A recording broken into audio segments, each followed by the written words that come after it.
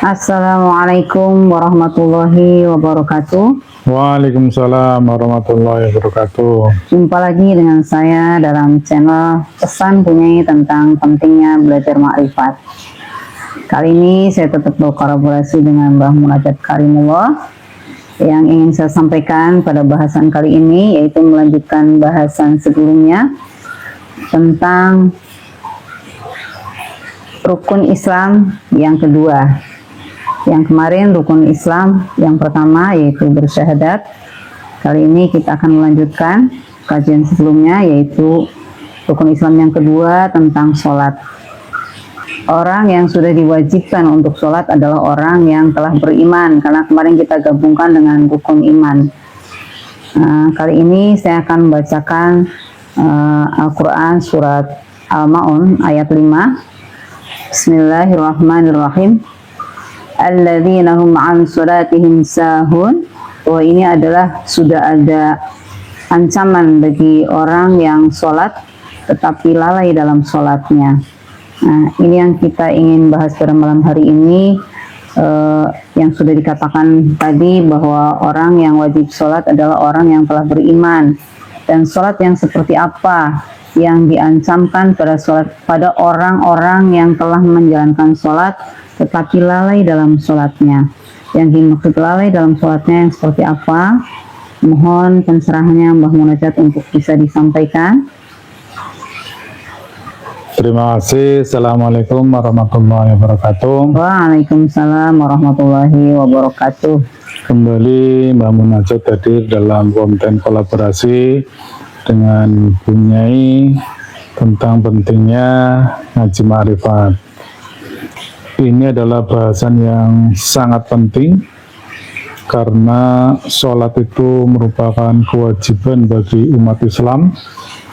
Bahkan saking wajibnya seolah-olah umat Islam itu sudah menuhankan sholat. Jadi ketika sholat nggak ketemu Tuhannya, tetapi ketemu sholatnya. Oleh karena itu menjadi penting kita mencoba untuk membahas dalam perspektif yang berbeda. Tentu kami tetap dalam udkhulu fisilmi kafah. Pembahasan sholat dalam perspektif syariat sudah sangat banyak dan tentunya kami amat tidak mumpuni kalau harus ikut-ikutan di syariat. Kebetulan kami dari Majelis Zikir Torekot Naksabandiyah Khalidiyah Nusantara, sebuah torekot arwahi, sehingga bahasan kami lebih kepada eksplorasi di ruhaniyah kita. Tadi Bunyai sudah menyampaikan tentang perintah sholat bagi kita.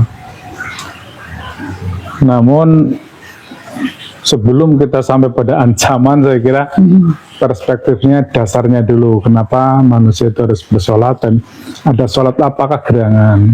Karena orang awam ini, termasuk kita sebelum masuk tarekat ini, menganggap bahwa sholat yang wajib itu adalah sholat yang 5 waktu itu.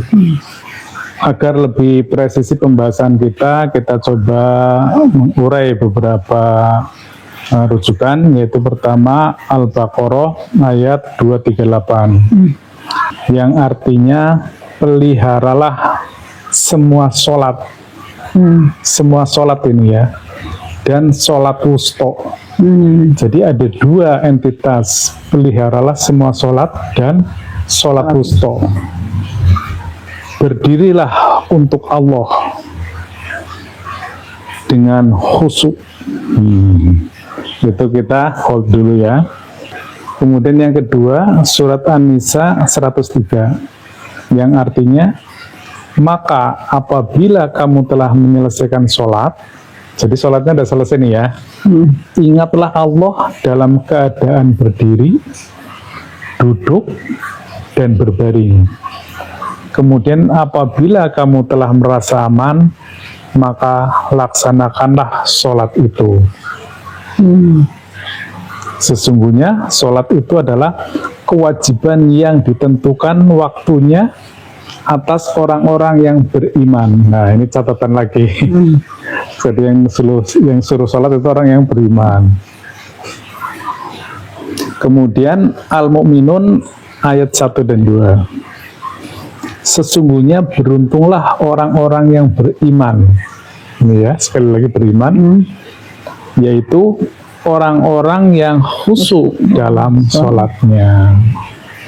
Kemudian banyak lagi lah, termasuk yang innani anallahu la ilaha illa ana fa'budni wa aqimis sholata lidzikri. Nah, di situ sholat diartikan zikir gitu, atau mengingat, atau dalam pemahaman kami adalah bersambung. Baiklah, punyanya sebelum kita bahas lebih lanjut, kita coba sedikit membuka wawasan dalam perspektif yang lain, yaitu tentang sholat wusta. Sebagaimana kita tahu dalam tafsir-tafsir Al-Quran itu, karena wusta itu artinya di tengah, itu diartikan sebagai sholat asar. Ada yang mengartikan sholat subuh. Jadi karena sholatnya ada 5, yang tengah-tengahnya itu yang mana? Ini kan istilahnya diperdebatkan sampai pingsan pun tidak akan ketemu kan ya, karena satunya di mana kan kita nggak tahu itu. Jadi ada 5, diambil yang tengah-tengah. Itu saya kira pemahaman yang terlalu apa ya, dasarnya tidak kuat dan tidak logis saya kira. Jadi kita mencoba mengurai dari perspektif tasawuf. Dalam perspektif tasawuf, wusta itu kan artinya tengah. Tengah itu bisa berarti adalah itu kolbu atau ruhani kita, karena dalam tubuh kita dia berada di tengah-tengah. Kemudian makna yang kedua, tengah itu adalah kita berada dalam ordinat zero. Atau ordinat 0,00. Itulah gelombang mutlak, itulah gelombang ketuhanan. Jadi ketika kesadaran manusia ada di titik ordinat 0,00, berarti kesadaran manusia itu sudah ada dalam kesadaran ketuhanan. Apakah ini lebih menarik pemahaman dari perspektif tasawuf? Kami persilakan pemirsa untuk mencernanya.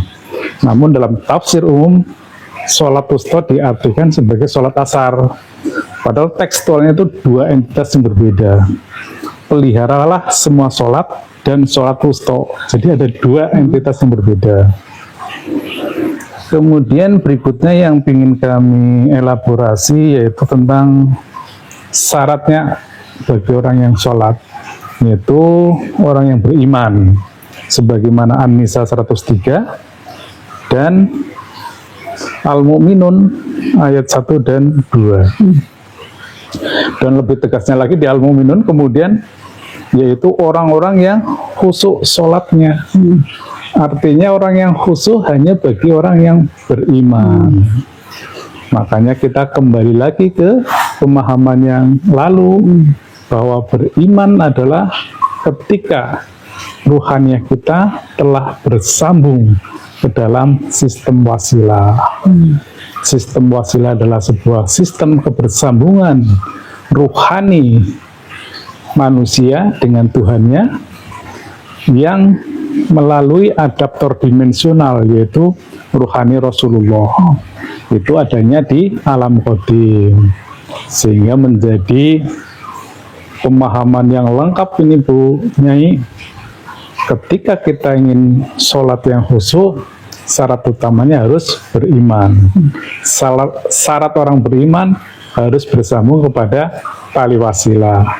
Bagi orang umum untuk menyambung ke tali wasilah harus berbaiat. Berbaiatnya kepada siapa? Kepada warasatul anbiya, kepada waliya mursida, kepada guru ruhani yang waris. Sekali lagi berlengkap ini. Ciri-ciri mursyid yang waris yang seperti apa? dia yang bisa membacakan Quran Qadim. Dan yang kedua, dia bisa menyambungkan ruhani kita ke dalam sistem wasilah. Demikian Bu Nyai, semoga sudah lengkap.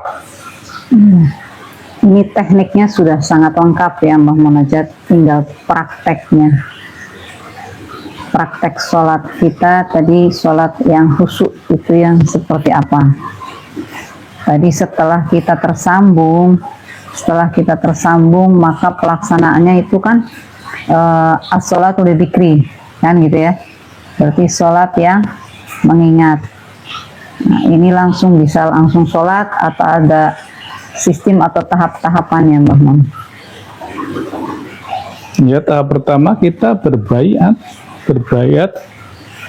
kepada mursyid yang waris, sehingga kita akan bersambung kepada sistem wasilah. Ketika kita sudah bersambung ke sistem wasilah, maka kita tinggal melakukan internalisasi, pengintensifan agar ketersambungan kita itu lebih permanen, atau dalam bahasa teknikalnya bagaimana kita mampu beradaptasi dengan gelombang ruhani guru mursyid. Nah, prakteknya dalam sholat itu relatif lebih mudah itu. Jadi ketika kita sholat, kita mempersambungkan ruhani kita dengan ruhani guru mursyid itu. Karena gelombang kita itu belum bisa menangkap gelombang tali wasilah itu. Jadi kita ngikut ke gelombangnya guru mursyid. Sampai pada suatu saat kita sudah mengenal betul ke tali wasilah, pasti guru mursyid akan mengizinkan kita untuk bersolo karir lah istilahnya, silakan mempersambungkan diri.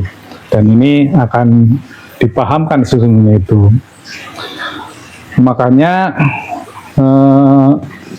mungkin pemirsa ada yang kenal itu ya, ada yang namanya sholat daim. Karena sholat wusta itu juga dinamakan sholat daim, yaitu sholat yang permanen, sholat yang tidak ada putusnya, sholat yang kesadaran kita, kebersambungan kita itu tidak terputus. Dan hanya melalui ruhani itu memungkinkan Bu Nyai. Silakan kalau tidak percaya, dicoba. Anda mengingat Allah, boleh dalam hati Anda, boleh dalam pikiran Anda. Saya jamin tidak lebih dari setengah jam berlepas itu akan tergantikan oleh pikiran yang macam-macam. Makanya kalau sholat yang ingat apa? Ada kunci, ada pinjaman yang belum lunas, ada pekerjaan yang belum selesai, dan seterusnya. Kurang lebih begitu Bu Nyai. Baiklah hadirin, demikian tadi telah disampaikan teknik sholat untuk mencapai sholat yang khusyuk, sholat yang tersambung ber Allah SWT, sehingga sholatnya menjadi khusyuk dan kafah dalam beribadah. Saya kira itu yang bisa kami sampaikan pada pertemuan kali ini. Mohon maaf bila banyak hal yang kurang berkenan. Akhir kata, ilahi anta maksudi Waridho kamadlubi. Wassalamualaikum warahmatullahi wabarakatuh.